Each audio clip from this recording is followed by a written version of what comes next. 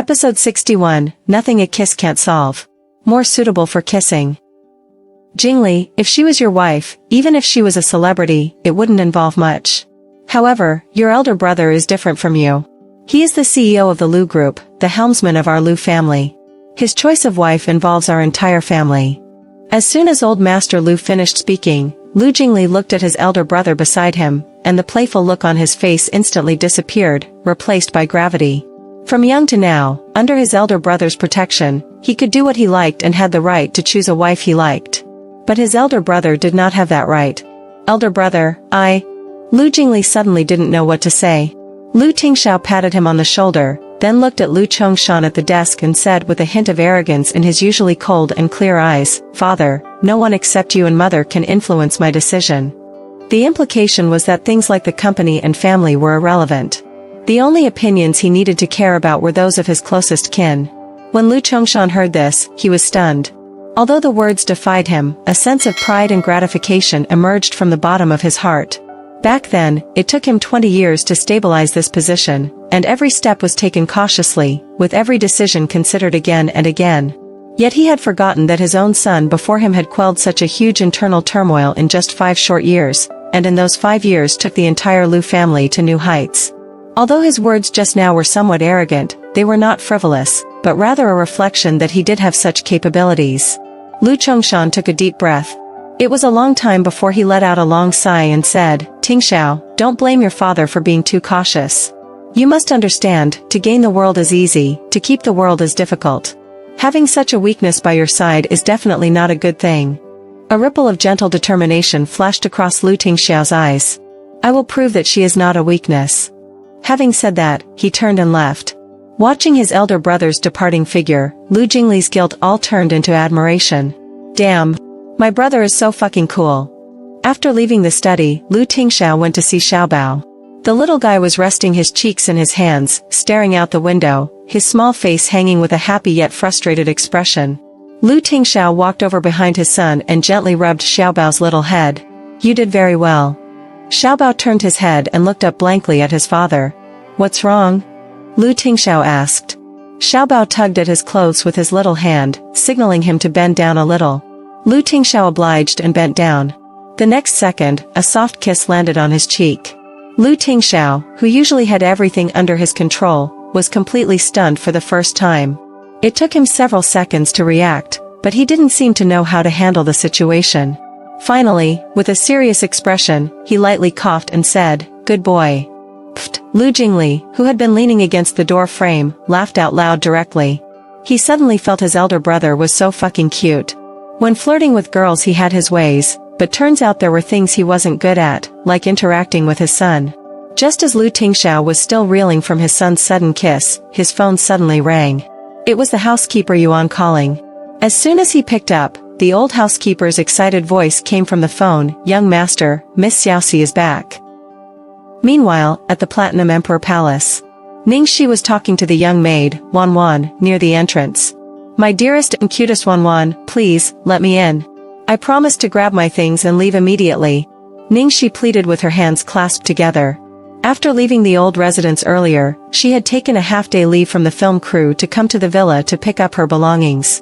Although 3 months was not a long time, she realized that most of her things had unintentionally accumulated here. Many of them were urgently needed, but bringing them over was inconvenient. However, the situation did not go as smoothly as she had imagined. No matter how soft the young maid was, she refused to let Ningxi in. "Miss Xiaoxi, please don't make it difficult for me.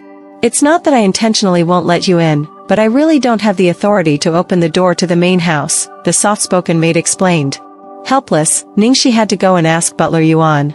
Butler Yuan was in the middle of a call when he saw her approaching. He quickly ended the call, cleared his throat, and put on an indifferent expression as he turned to her. "Miss Xiaoxi, you're back." "Yeah, I'm back to get some things." "Butler, can you help me open the door?" Ningxi urgently pleaded. Butler Yuan looked somewhat hesitant, sighed lightly, and said, "Miss Xiaoxi, although it's not appropriate for a servant to interfere in the master's affairs, I can't help but mention it this time. Some time ago, for reasons unknown, young master asked all of us to leave the main house when he returned. Then, he locked himself inside for a day and a night. Since then, the access to the main house has been restricted, and no one, except him, has the permission to enter. Pausing for a moment, Butler Yuan continued, so, if you need to go inside, you can only contact young master to open the door for you. Hearing Butler Yuan's words, Ningxi recalled what Lu Jingli had told her before. She had deliberately ignored all information about Lu Tingxiao.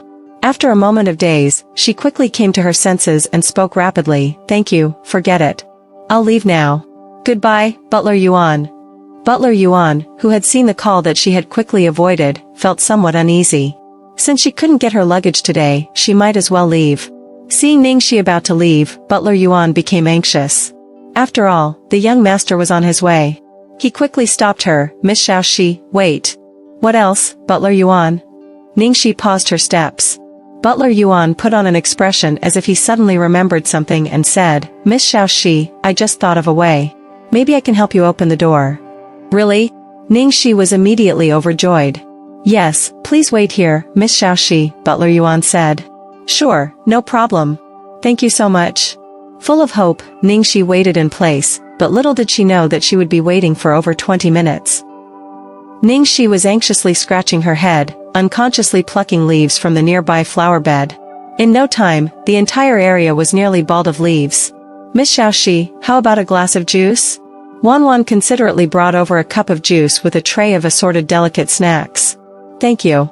Ningxi gulped down more than half of the juice, then asked anxiously, Wan, did you ask for me? Why hasn't Butler Yuan returned yet?" Wan, not very good at lying, tried to maintain a smile and reassured, "Miss Xiaoxi, please wait a bit longer. He should be back soon." "All right." Ningxi checked the time on her phone and decided to wait for 5 more minutes. If Butler Yuan didn't return by then, she would have to leave. She couldn't figure out why she was feeling increasingly uneasy. As each second passed, these 5 minutes felt like an eternity for her. Finally, the 5 minutes were up. Ningxi immediately handed the cup back to Wan. "Sorry, Wan, I have something to attend to. I have to leave. Could you please tell Butler Yuan for me?" Wan's expression changed as she urgently blocked Ningxi's way. "Miss Xiaoxi, please wait a bit longer, just a bit more. It'll be fine in a moment." If Ningxi couldn't see through Butler Yuan's facade, Wan's innocent demeanor easily exposed the deception. Seeing Wan's reaction, Ningxi instantly realized that something was amiss. Swiftly, she moved past Wan, blocking her face, and turned to look at Wan in disbelief. "My dearest Wan, you're also helping with this scheme? Unbelievable." All the talk about true feelings in the world was just a facade. She could no longer believe in this world full of tricks. Wan, feeling remorseful, almost burst into tears, repeatedly apologizing, "Miss Xiaoxi, I'm sorry. Seeing the girl looking pitiful, Ningxi couldn't muster any anger. She could only awkwardly turn around to face the big boss. Ningxi took a deep breath. "Mr. Lu, She was about to say that she came to pick up her luggage. Before she could finish her sentence, Lu Tingxiao coldly uttered, "Come in," and walked straight into the villa. Ningxi, looking at the big boss with an icy demeanor, sighed and thought to herself, "Come to pick up luggage." Before she could say anything more, Lu Tingxiao had already walked ahead without a care, not bothering to look at her. He dropped the words, "Come in," and continued walking into the villa. The final result was, Ningxi indeed didn't dare to resist. After much hesitation, she obediently followed him in. Behind them, Wan and Butler Yuan, who had skillfully retreated to a corner, finally breathed a sigh of relief. Ningxi followed nervously behind the big boss. She unintentionally observed the place she hadn't visited for a long time. The living room, the corridor, the stairs, the decorations. Everything seemed exactly the same as before, but for some reason, it gave her an unfamiliar and cold feeling. Lu Tingxiao took steady steps and walked straight to the door of her room. He opened the door and stood there, waiting for her, as if he had known her intention long ago. At this moment, standing still with her heart in chaos and timidity, Ningxi dared not move forward in the face of the man with dark and profound eyes. It wasn't until Lu Tingxiao lit a cigarette, leaned against the door frame with a more casual posture, and his oppressive aura lessened, that Ningxi finally gathered the courage to approach. As she passed by Lu Tingxiao, Ningxi's speed broke the limits of human capability. She rushed in like a shadow, leaving only a faint silhouette, reminiscent of a martial arts master from a TV drama. Suddenly standing in the middle of the room, Ningxi was somewhat dazed. Her room had not changed one bit. Fashion magazines were scattered on the bedside, a yoga mat casually tossed aside, and on the floor lay the eyebrow pencil she dropped the day she left in a hurry. Even the broken lead of the pencil remained in the same spot. All of this gave her a feeling of being in another world, as if the time spent here belonged to a different lifetime. It wasn't until the curtains suddenly fluttered in the wind that Ningxi snapped back to reality. She started busying herself with packing. First, she pulled out a large box from under the bed, then began organizing everything, item by item. Clothes, shoes, cosmetics, toothbrush and towels, PSP game console. With each item she packed into the box, it felt like a piece of her heart was hollowed out, a dull pain lingering. From start to finish, she didn't dare to look at Lu Tingxiao. In this room, apart from her belongings, she didn't take anything else. Seeing those little items Lu Tingxiao had prepared for her sitting alone, she felt a sense of guilt for heartlessly abandoning them. Finally, when everything was packed, and Ningxi couldn't avoid it any longer, she took a deep breath, lifted her head, and looked at the man who had been silently standing by the door. Mr. Lu, thank you very much for your care during this time. As for little treasure, if you need anything, you can call me anytime, and I'll be there promptly. At this point, she was at a loss for words.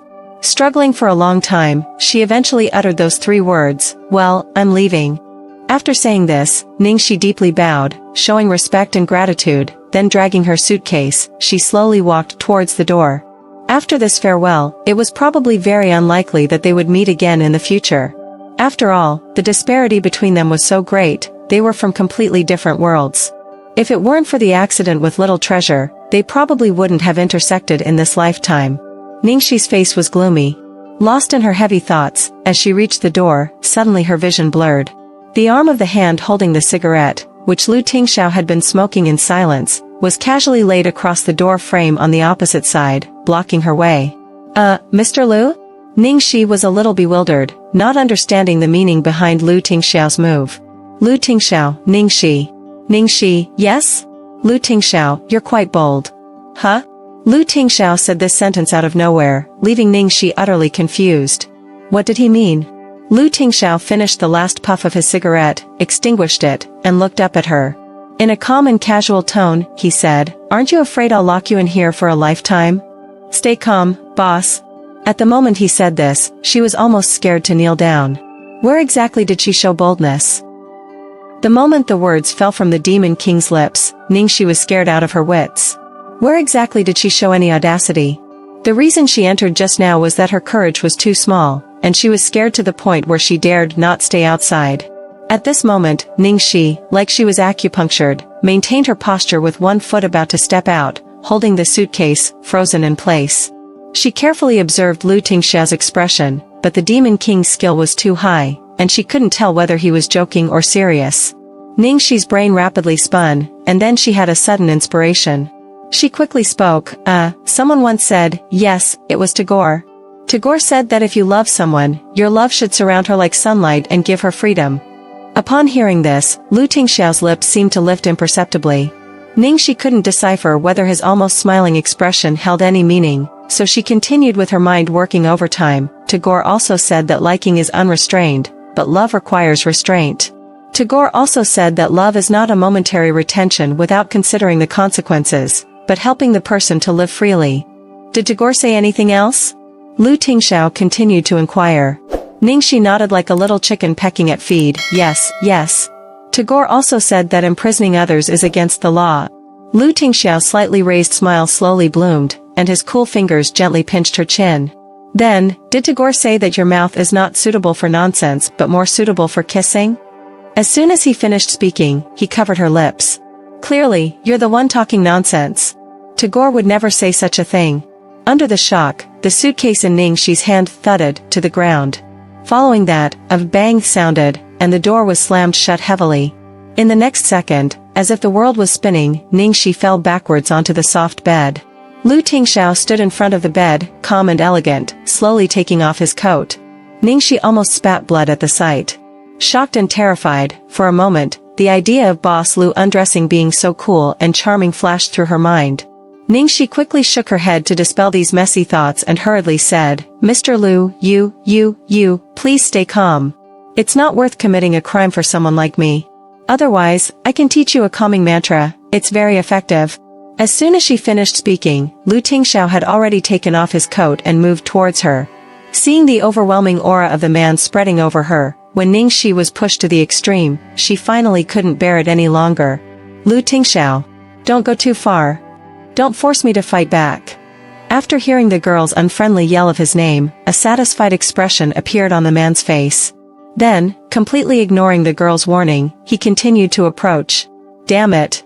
If a tiger doesn't show its might, you'll think I'm a little kitten. Ningxi immediately kicked with all her might, and then, taking advantage of the moment when Lu Tingxiao blocked her, she broke free with one hand. However, before she could make a move, her wrist suddenly felt a cold touch, and finally, with a click, her wrist was handcuffed by a hand.